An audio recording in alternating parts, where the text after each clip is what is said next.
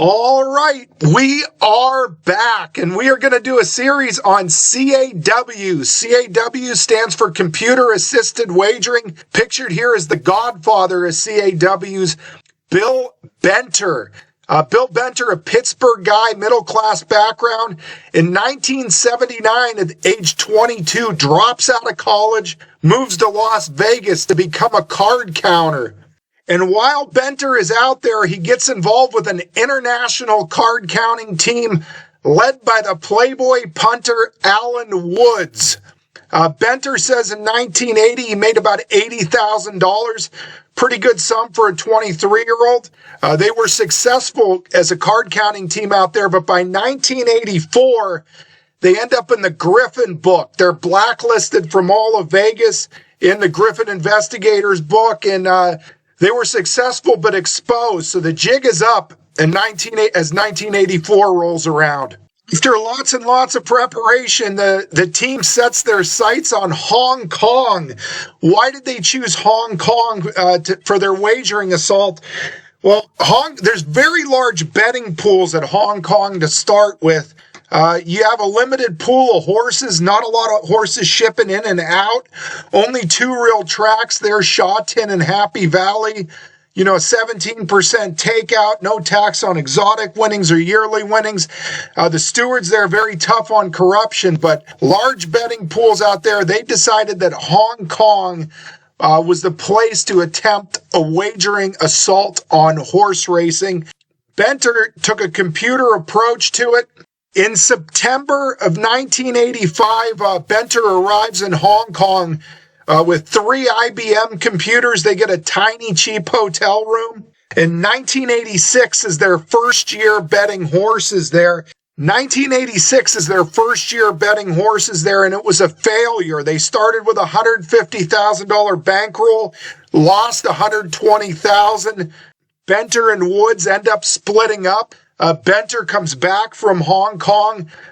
He took an L, but he really felt like, it was only a minor defeat. He came back and tried to raise money. They would give him money for blackjack, but not for horse racing. They just didn't believe he could go to Hong Kong and make money betting horses. So Benter went to work on blackjack again, worked Atlantic City, raised enough capital where he was able to come back.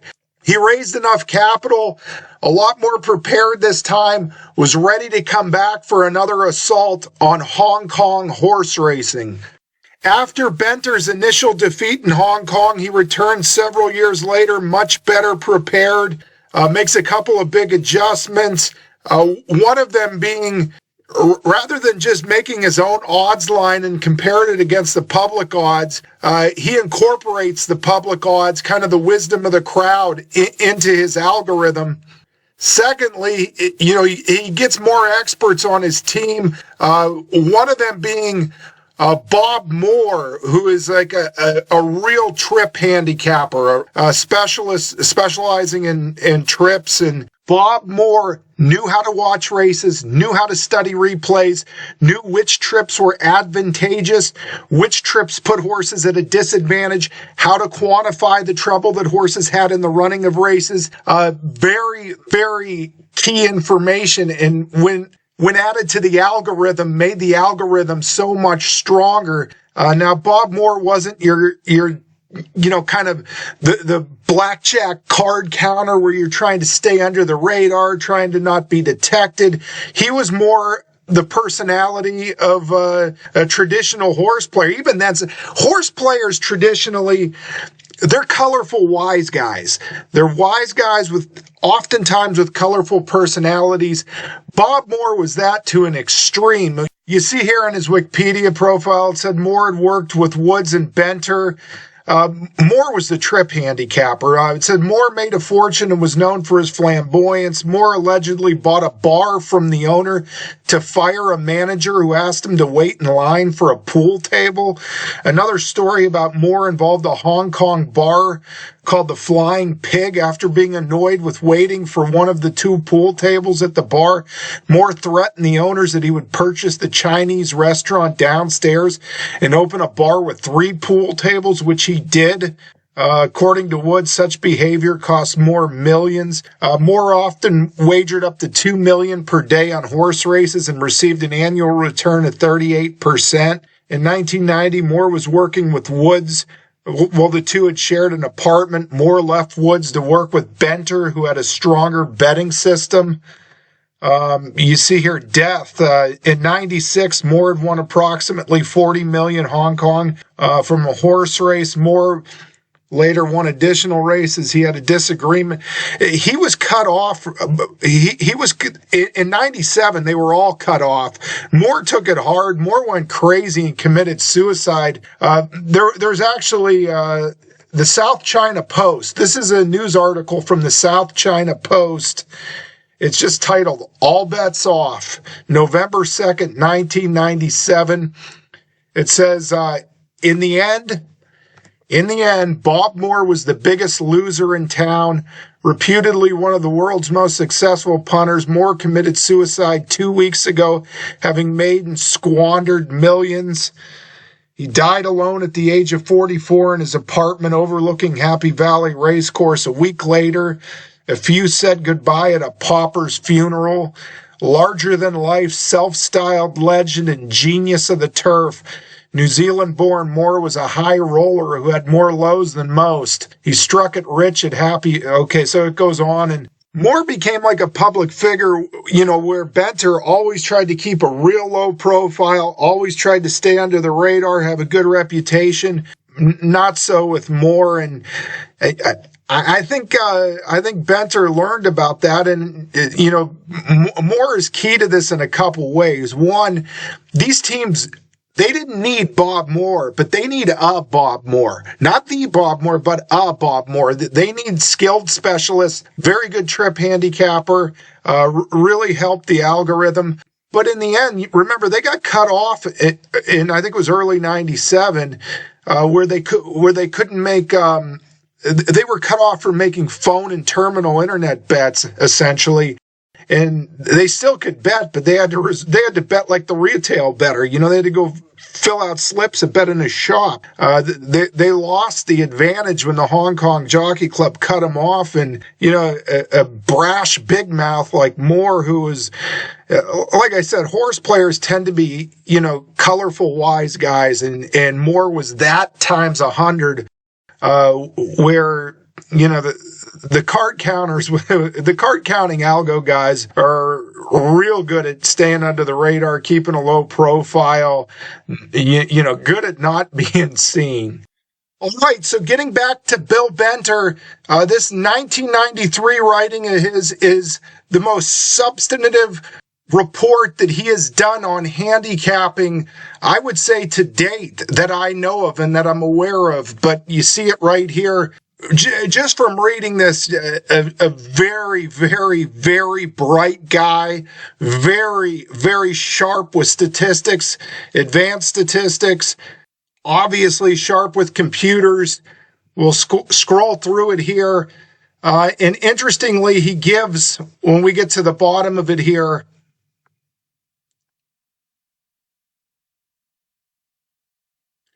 he gives what were the significant books that led to the key factors in his algorithm.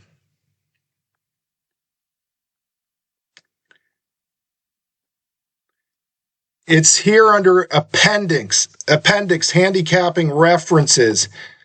I won't read you the whole report. Very fascinating. And again, this was in November of 93. So his debut as a bettor in Hong Kong, 1986, the racing season in 1986, was a failure of a season, at least in terms of financial loss or gain. Lost $120,000 of his $150,000 bankroll. Had to go back, had to build up his bankroll through card counting in Atlantic City.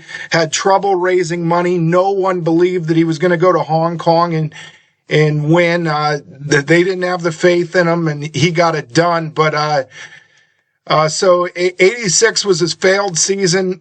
89 was when he returns and, come back strong, built up a good team, made some key adjustments. The 91 season made $3 million, $3 million US dollars. And at the time of this writing in November of 1993 is when he wrote this. He had 4 big winning years in his last 5 years betting in Hong Kong, and at this point had really slayed the dragon. But fascinating report. A lot of very good stuff in here. But this is the appendix he gives for his handicapping references. He says the following is a partial list of references which the author being Bill Benter, has found helpful in suggesting ideas for significant factors. A useful source to find difficult books on handicapping is the Gamblers Book Club in Las Vegas, Nevada. And his top handicapping book that he said, for significant factors was, of course, Ainsley's Complete Guide to Thoroughbred Handicapping. Tom Ainsley, of course, Richard Carter. Tom Ainsley was a pen name, a nom de plume. Richard Carter, his real name. New York City guy, great book. I mean, one of the classic handicapping books. Second book mentioned, Andy Beyer, Picking Winners. Great book. I mean, these most of these books, I read when I was in high school, but I love the Andy Beyer Picking Winners book. Andy Beyer went to high school with my father. Both went to Strong Vincent. Andy Beyer, Erie guy, his father's a famed professor from Gannon University. They have a hall named after him at Gannon. And the third guy here is another professor, Glendon Jones, Horse Racing Logic, 1989. Glendon Jones, that's the Professor Gordon Jones, who I believe died this year. You see here from the Pollock Report, handicapper Professor Gordon Jones passes at age 95. That was earlier this year. Former USC journalism professor, wrote the best-selling book. You see him there with Bob Baffert. Gordon Jones. You see here it says, renowned sportscaster Al Michaels has said numerous times that Gordon Jones was his favorite professor. He talked about how they used to go to the racetrack together at Turf Paradise while Michaels was a student at Arizona State University. Next, you got James Quinn, the ABCs at Thoroughbred Handicapping. James Quinn wrote a lot of books, very good West Coast author. He was a Southern California guy, was James Quinn. I've read many of his books. Bill Quirin, this is Speed Points. Bill Quirin was a favorite among the computer gurus, too. But he had the Speed Points. And then Don Scott, very, very good Australian handicapper. I remember watching a video of his. Anyway, so with Benter, brilliant guy, very, very smart, advanced statistician, computer guy, and really put in the work. These were at a time when he had 4 big winning years in the last 5, these were his handicapping references, books anyway. So 1997 was a real tough year for the CAW pioneers there in Hong Kong. That's when the crackdown happened. Years before, the Hong Kong Jockey Club, they looked through who their biggest bettor was, where they actually called Benter up, and Benter was worried they were going to crack down or shut him off then, and they said, how can we help you? You're like our best customer. How can we help you? And Benter basically asked for a computer terminal to place what I guess would be the first batch bets. Batch betting, very key to CAW now. And Hong Kong Jockey Club agreed. They gave Benter a program so he could send in batch bets. But by 1997, a crackdown.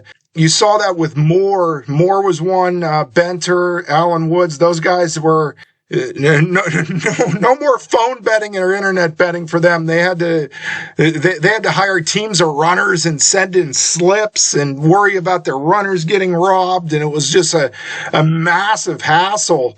Caused Moore to go crazy. But they fought through it. They kept sensationally profitable year after year and fought through it. In November of 2001 is when something quite interesting happened. Right here it says, wagering algorithms and the ghost of the unclaimed 118 million.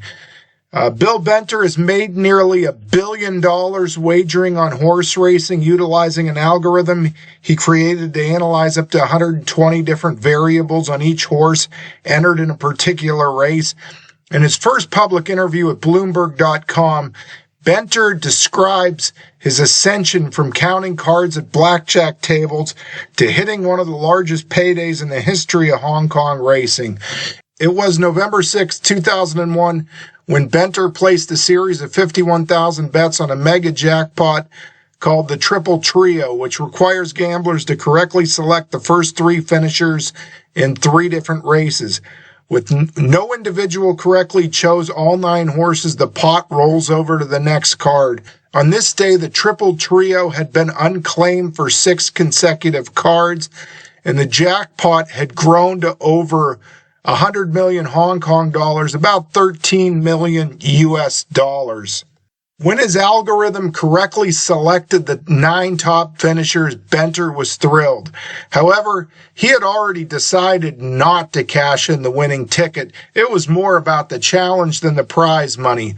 The Hong Kong Jockey Club officials were dumbfounded. The ghost of the unclaimed $118 million Triple Trio is still banging around like an unwanted poltergeist, wrote a columnist for the South China Morning Post.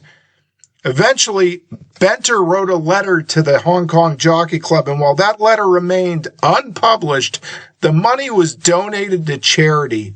He still bets on horse racing to this day, living in Pittsburgh. All right, so Benter hits the Triple Trio in November of 2001 with, numerous carryovers, had like 6 carryovers into it for over 13 million US dollars. Had he claimed the ticket, it would not have been, it would not have been good long term. You got foreign guys that are, just siphoning money out of the pools. I think Benter very wisely there. His problem was he got cut off, from phone and internet in 97, was still making piles of money, but it was having to pay runners, all the chaos it caused, and writes a letter to the Hong Kong Jockey Club. The Hong Kong Jockey Club, by the way, this created tremendous mystery in Hong Kong. There was speculation that the person who had the winning ticket had a heart attack after the horse, after the horses crossed the wire in the last leg. They were shocked. They're about to win 13 million US dollars, have a heart attack, and never cash the ticket. Of course, that didn't happen. It was Benter's algo. Wisely doesn't cash it, but the money ends up going to charity, a rule in Hong Kong with unclaimed money, fascinating articles. Everyone wants to know, the mystery of the unclaimed jackpot there. And after that letter that Benter sent to the Hong Kong Jockey Club, which remains unpublished, they overturned the phone and internet ban on him. He was allowed to bet phone and internet again, and he got out of Hong Kong, went back to Pittsburgh, so he could still bet on. He could now, from 97 through 2001, he had to do this chaotic system of, basically betting like a retail bettor. Now he could go back to phone and internet. I guarantee you that was worth more to him than the 13 million US dollars that he would have gotten from cashing out. Probably a clever move on his part. But that money went to charity, and that became like a theme later on with Benter. Became a big donor to a lot of Democratic Party causes, a big Barack Obama donor, donated $1 million at the University of Pittsburgh, and kind of a philanthropist type is how he's painted himself to be, but still does bet horse racing, and very sharp individual. The gambler who cracked the horse racing code. Bill Benter did the impossible. He wrote an algorithm that couldn't lose at the track. Close to $1 billion later, he tells his story for the first time. The story focuses almost entirely on, his days in Hong Kong and the Hong Kong assault and, a lot of good covers, a good story, goes into detail about Woods and, even a little bit about Moore. Very key thing here at the end of this story. In the Bloomberg article, you see here, it says, many of the biggest players in sports betting can trace a lineage directly to the Benter-Woods axis. For example, the Australian press has called Zeljko Ranagajic the world's biggest punter. Today he runs a global algorithmic gambling empire, but he began his career in Las Vegas counting cards with Benter and Woods, then followed them to Hong Kong. During a rare interview in London, Ranagajic, that's the guy they call the Joker. He's called the Joker, and the Loch Ness Monster is his other nickname because he's not seen very often in public. Says a substantial portion, the Joker said, a substantial portion of our success is attributable to the pioneering work done by Pittsburgh Bill Benter. Australia 2012. In a high-stakes court case, a mysterious figure is called to the stand. He is the world's biggest gambler, and the net is closing. It has been for years. That's how long they've been trying to stop him, chasing him across the globe, the casinos, the betting companies, even the government. And now his secrets are on the line. It's not just his identity or the billion-dollar rags to riches life he's worked so hard to build, so hard to keep quiet.